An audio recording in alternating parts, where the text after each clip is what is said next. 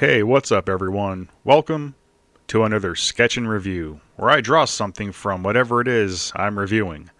This time I'm tackling the latest in the Silent Hill franchise, Silent Hill F. F as in frustrating. So, for this drawing I just went for something simple and decided to do a speed drawing of Hinako, the main character from the game, because much like my time with Silent Hill F, I couldn't wait for it to be finally over. In case you hadn't picked up on my tone, no, I did not have a good time. But I am going to go over what I did like along with what I didn't like. And if you did like the game, hey, that's cool too. Remember, this is just my opinion. And now's a good time to hit that like and subscribe. First, I want to talk about what I did like. The atmosphere. Man, this game actually does have some awesome set pieces. No, it really does. I'm not even being sarcastic. As far as pure horror goes, the environments are top-notch and they really do pull you in. Right off the bat, we're thrust into the town of not Silent Hill. I will admit, not Silent Hill looks great. And considering it's an Unreal Engine 5 game, it actually performs pretty well. I was surprised by that. UE5 usually stutters and glitches a lot. I'm on the PS5, if that matters. I had one instance at the end when the game really gets fucking annoying by throwing a million enemies at you, and that's when it started to stutter. Other than that, I will admit, it did run like a charm. The dreary atmosphere, depressing tone, and sound design is pure Silent Hill. That part did impress me right off the bat. The initial exploration and different environment than what we're used to in this series felt organic, and I did like the kind of 1960s Japan rustic feel a lot. And speaking of organic, the enemy designs are actually top-notch. I always like how the enemy designs in this series are directly tied to the main character's trauma. This game is no different. The designs are great. Also, surprisingly enough, I really liked Hinako. She was a great character. She started off plain and docile, but you soon see how broken and abused that she is throughout the game. She's a great character, and I'm not knocking that. And the subject matter of arranged marriage at the time was, and still is, scary for a lot of women. This game has a more grounded approach in its subject matter, which I think was the right direction. Here's the problem. Its premise is better than its execution. The shrine sections that are meant to be parts of her psyche, accepting her fate, but also fighting for her own freedom, were just too on the nose. There was no subtlety at all. See, a game like Silent Hill 2, it leaves itself open to interpretation, like, is James in purgatory? Did he really go to Silent Hill? Is he stuck in a loop? It provides some concrete answers, but also leaves things open to interpretation. Silent Hill F, by the end, literally just tells you what's going on. There's no mystery to solve. It's a basic story about a girl about to get married, reminiscing about her high school love triangle while fearing the outcome of losing her identity. Now, before the rabid Silent Hill F, the F is for female empowerment, fanbase comes after me, I like Hinako, like I said. I just don't like the bare-bones story that she's in. And no, it has nothing to do with me thinking arranged marriage isn't scary or worth being told. It's just not a well-written story. I'm not saying it's dull. It does have some pretty gruesome and gory stuff in it, but it's just not that interesting. Spoiler alert if I didn't spoil stuff already for you. Sorry, not sorry. The story goes like this. Hinako is set up by her drunk father to get in an arranged marriage to pay off his debt. Hinako obviously doesn't want any of that. The game revolves around her childhood friends, Shu, who is in love with her but only sees him as a friend, Rinku, who loves Shu and hates Hinako because of it, and Sakuko, who is completely wasted and tossed aside because 4 people is too many for a love triangle. Keep in mind, this whole time, Hinako is 20.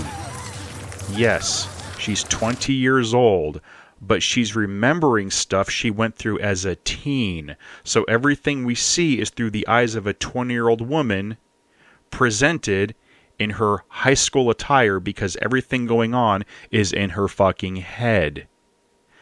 How do we know? The game literally tells us. It leaves no room for interpretation like other games in the series. It's completely just spelled out.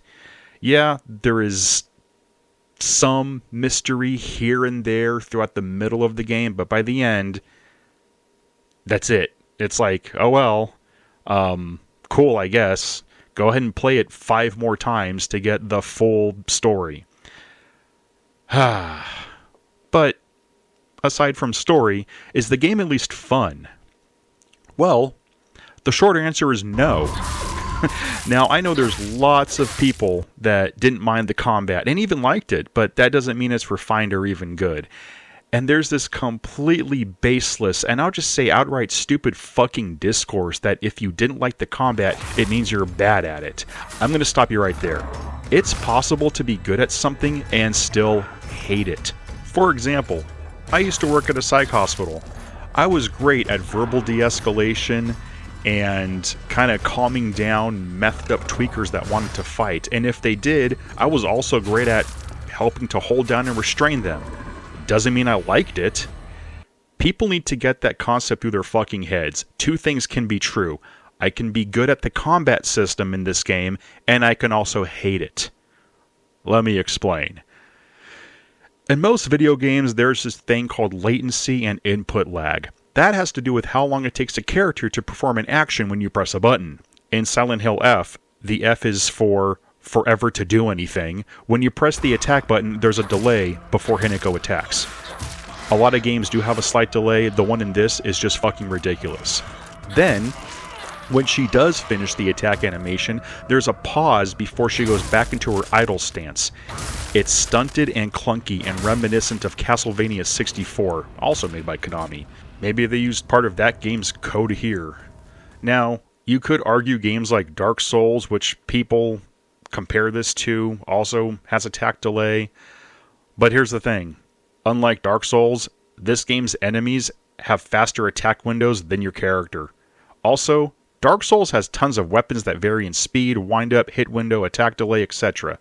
Another excuse is, she's a teenage girl and she can't fight. Well, spoiler alert, she's actually 20 in the game and hallucinating the whole thing.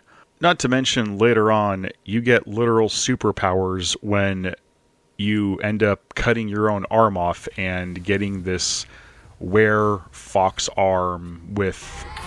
It turns into a fucking Devil May Cry almost kind of hack and slash, which has nothing to do with Silent Hill, so yeah. Anyway, after doing some research, because I was like, the combat, there's something wrong here, just something didn't feel right. Turns out that judo and karate, however, whatever, if you want to be specific about it, were actually a normal part of school curriculums across Japan in the 1960s when this takes place. So, again, there's really no excuse for having clunky combat. The other problem is that you and an enemy attack at the same time, the game will always favor the enemy. You can't dodge cancel, you can't block. Even if you do dodge, the enemies somehow feel like they're rubber banded to you. So, what do? Load up a previous save. It's kind of cheap, honestly. Which brings me to the cheap grabs. Oh my god. I can't tell you how many times I turned a corner and just got grabbed out of nowhere, and it was less scary and more just, well, I guess I'm going to reload this save because I know this enemy is here. Say, when an enemy grabs you, your choices are to take the hit or reload a save. Most of the time, when this cheap tactic is used, it's by a save shrine. So when I got grabbed, of course I reloaded my save. And then I knew the enemy placement, dodged it, then killed it. That completely kills any sense of tension. Just because she's a teenage girl doesn't mean we couldn't have at least an option to push a button, wiggle an analog stick, or do a fucking QuickTime event to either get the enemy off us or at least negate some of the damage. No, you're forced to just take the hit. You're telling me she wouldn't at least try to push it off? Bullshit. Then there's the completely broken dodge mechanic.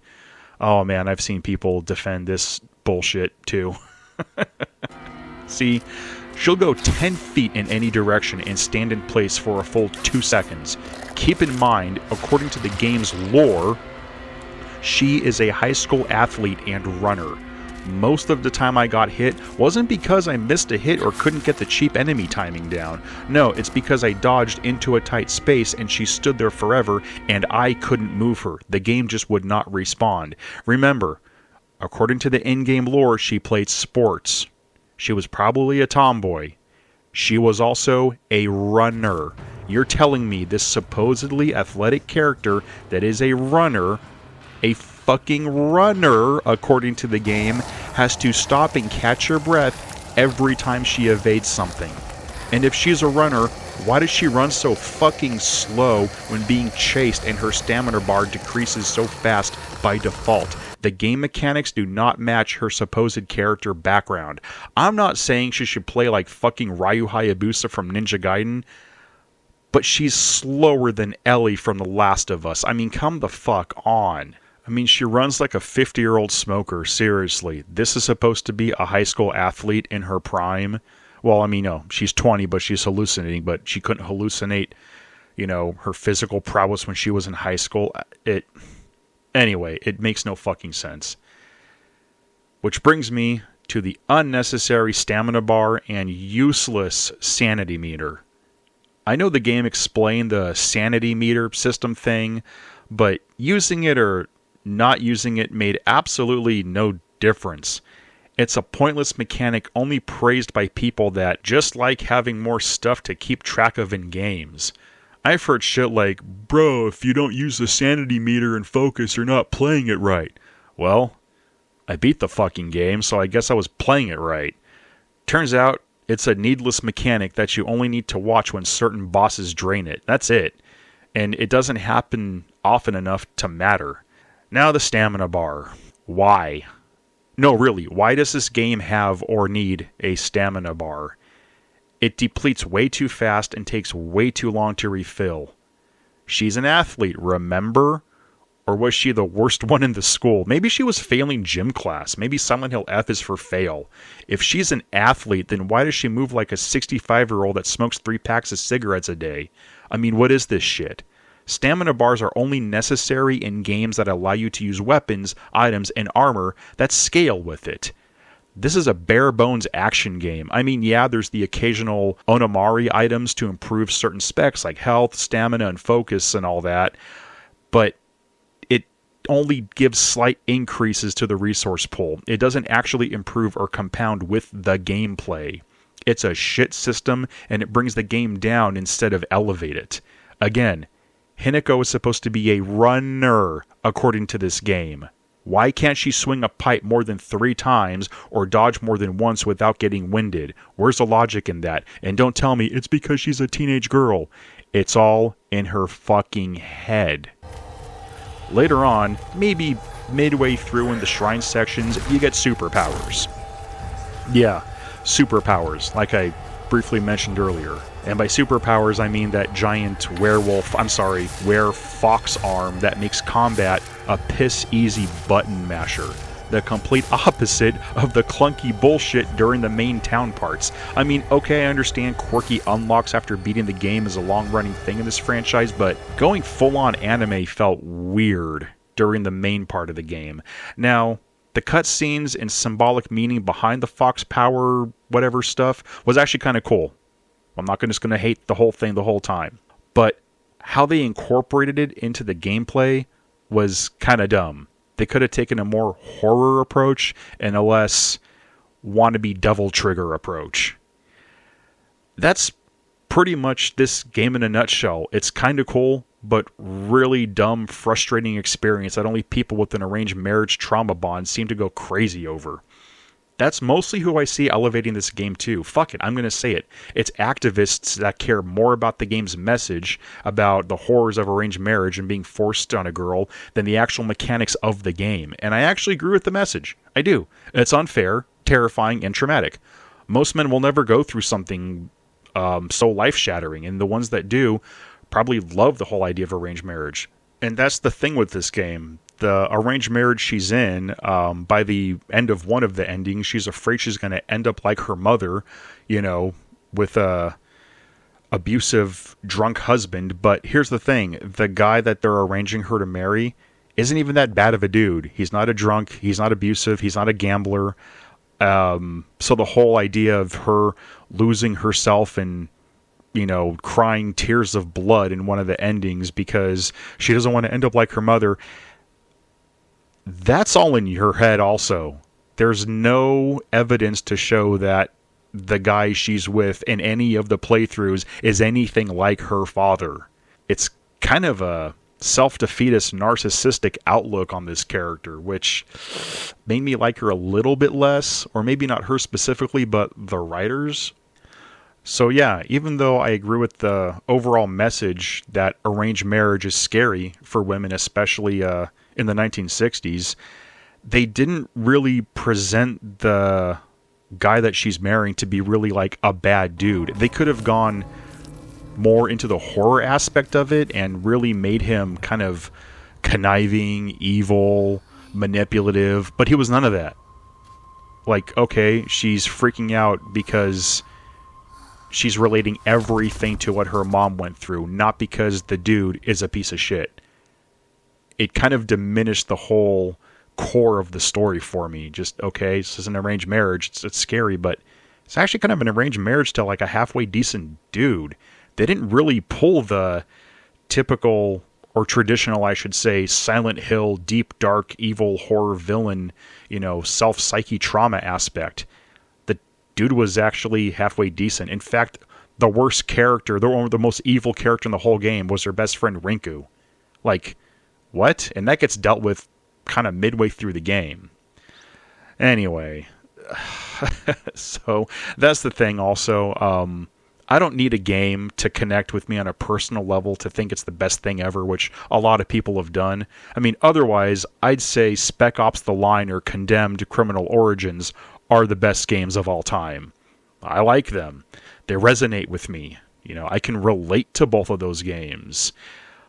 But I'm not going to glaze them just because it's something I relate to and because not everything is about me. And guess what? Silent Hill F isn't about you. Anyway, that's all I have for this game. I know there's a bunch of other endings, but after beating it twice, I actually watched the other endings on YouTube because I couldn't be bothered to play it a third time. I honestly just didn't care. Even if the game is piss easy the next time around, I had other stuff I wanted to play, and I just did not. I couldn't put up with the shit combat system again. I'm not wasting another playthrough on this game. If you enjoyed my rambling or hated my rambling, please leave a comment. I know there's a lot of people that love this game. There's also a lot of people that didn't like this game. Let me know what you thought. If you hated my take and absolutely love it, good for you. If you loved my take, leave a comment. As a longtime Silent Hill fan, I did not think that this was a worthy entry in the franchise. Sorry. Almost as bad as Short Message, which completely destroyed the lore with the whole Silent Hill phenomenon bullshit. Still better than Shattered Memories. Fuck that game. Until next time. Oh, maybe the next Silent Hill can take place in outer space and call it No Man's Hill. Or make Silent Hill BC with dinosaurs and fog. And look, there's some ancient White Claudia that's totally the connection to Silent Hill. Fuck it, I'm done.